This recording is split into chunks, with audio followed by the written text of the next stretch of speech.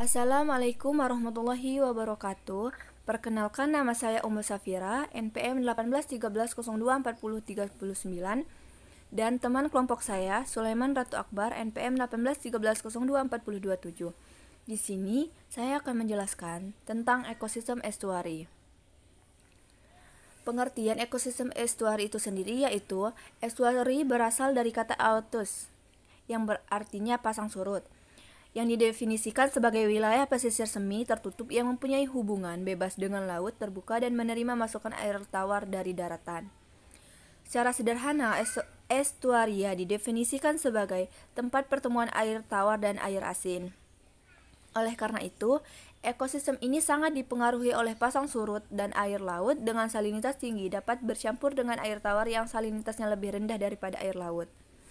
Contoh dari estuaria itu sendiri yaitu muara sungai, teluk dan rawa, pasang surut, teluk di pantai, dan badan air di belakang pantai pasir. Selanjutnya ada karakteristik ekosistem estuari.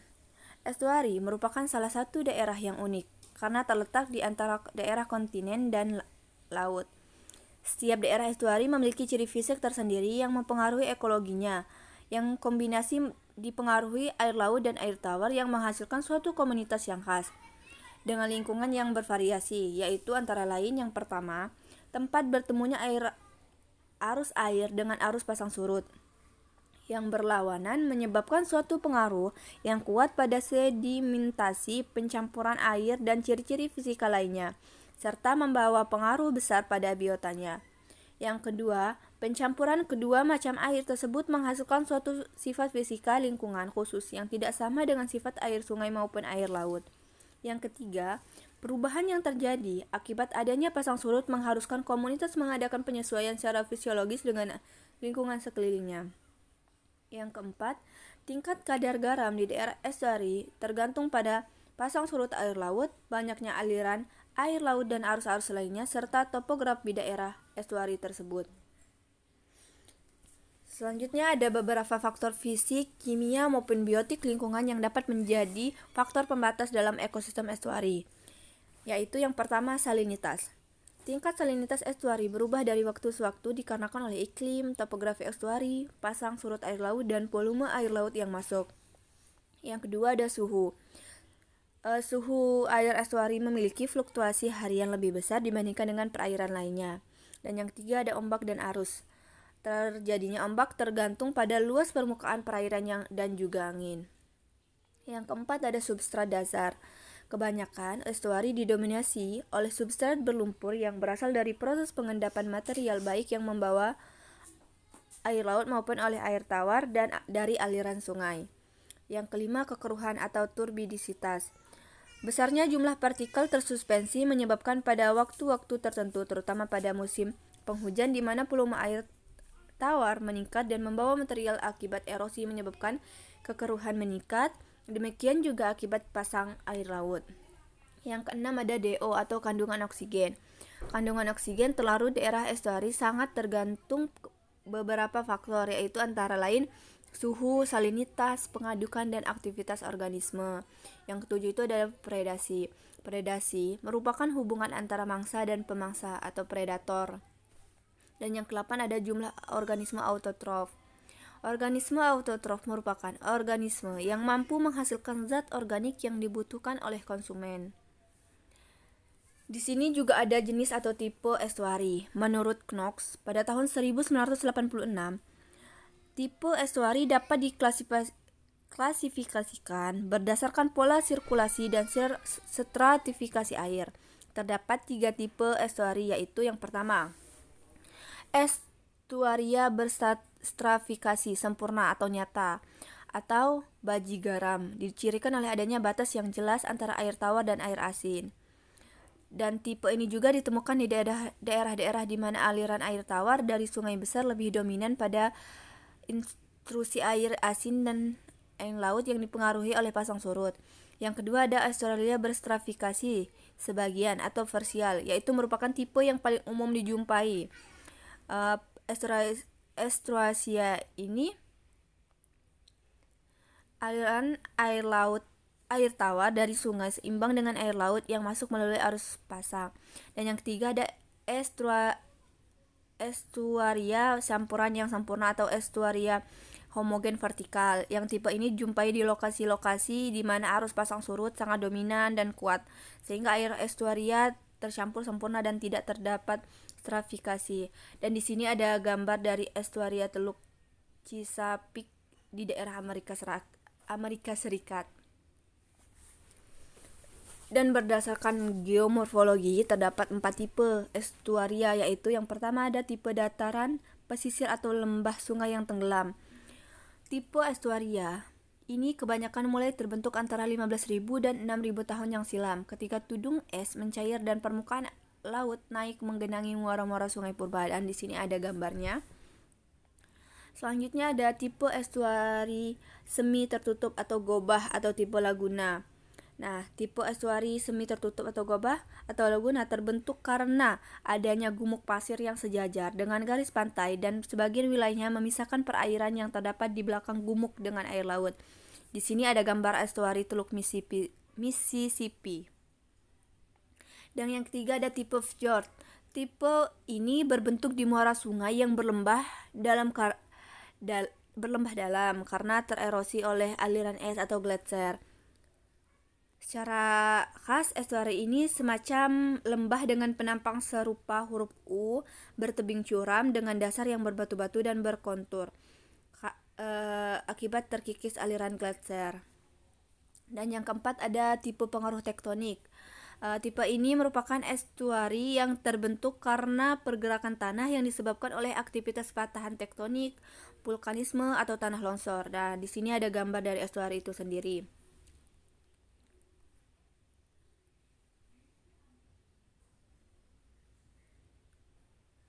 Selanjutnya akan dijelaskan oleh teman saya Sulaiman Ratu Akbar. Interaksi antar komponen ekosistem estuari. Seperti yang kita ketahui, pada ekosistem terdapat dua macam komponen, yakni komponen biotik dan abiotik.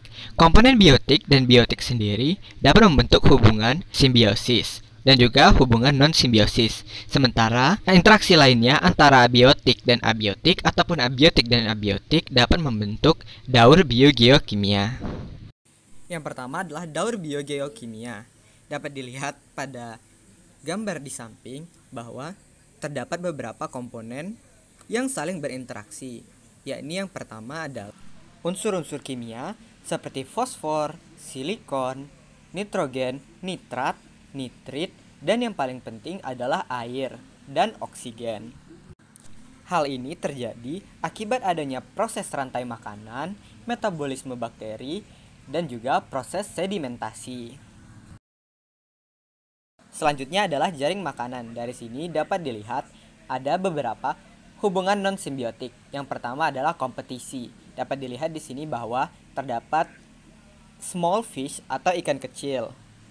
Small fish tentunya bukan hanya terdiri dari satu spesies, sehingga spesies-spesies yang membentuk small fish ini saling berkompetisi untuk mendapatkan makanannya, yakni larva stonefly dan cacing. Selain kompetisi, terdapat juga predasi dan herbivori. Contohnya adalah freshwater mollusk atau moluska air tawar yang memakan fitoplankton, dan juga salmon yang memakan udang dan larva serangga. Interaksi antara biotik dan biotik lainnya adalah simbiosis. Simbiosis sendiri terdiri dari banyak macamnya. Dapat dilihat pada tabel berikut dengan melihat bagian yang diuntungkan, tidak dirugikan, dan dirugikan. Simbiosis pertama adalah simbiosis mutualisme yang bernilai positif-positif. Contohnya pada rib mussel, Geukensia demisa, dan cordgrass, Spartina alterniflora. Kerang mengeluarkan nitrogen sebagai zat sisa yang mengendap di lumpur dan menjadi pupuk untuk tanaman Spartina. Sebagai gantinya, tanaman tersebut memberikan tempat bersembunyi bagi kerang dari predator dan bersembunyi dari panas. Simbiosis kedua, yakni simbiosis parasitisme, yang bernilai positif dan negatif. Dapat kita lihat bahwa simbiosis parasitisme ini biasanya selalu melibatkan host dan parasite atau inang dan parasitnya. Pada gambar ini terdapat udang Upogebia pusilla dan yang memiliki dua jenis parasit. Yang pertama parasit pada insangnya Giggae branchialis, dan pada perutnya Trematoda maritrema. Masih di udang yang sama, terdapat simbiosis amensalisme yang bernilai negatif dan 0. Nah, pada udang tersebut terdapat dua jenis parasit. Dua jenis parasit tersebut memiliki interaksi satu sama lain. Adanya parasit Giggae branchialis dapat menekan jumlah maritrema, sementara adanya maritrema tidak berpengaruh pada parasit Giggae branchialis. Sehingga dapat disimpulkan bahwa adanya Giggae branchialis merugikan maritrema, sementara adanya maritrema tidak menguntungkan ataupun tidak merugikan Giggae branchialis. Simbiosis terakhir yakni simbiosis komensalisme yang bernilai plus dan 0. Pada ekosistem estuari, komensalisme yang dapat dilihat ada contohnya adalah pada Macrozoobenthos dan Microzoobenthos. Pada Urothea atau yang ada di atas dan Nihonotrypaea harmandi pada bagian bawah, itu aktivitas dari si udang hantu yang bagian bawah menyebabkan adanya bioturbasi atau perputaran sedimen sehingga sedimen tanah lebih subur dan kaya nutrisi. Hal ini menyebabkan melimpahnya jumlah Urothea sehingga Urothea merasa diuntungkan. Sementara ada atau tidaknya si Urothea bagi si udang itu tidak memiliki peran sama sekali. Selanjutnya, kita akan membahas mengenai mekanisme adaptasi biota estuari. Adaptasi sendiri ada 3 macam, yakni adaptasi fisiologi, tingkah laku, dan morfologi.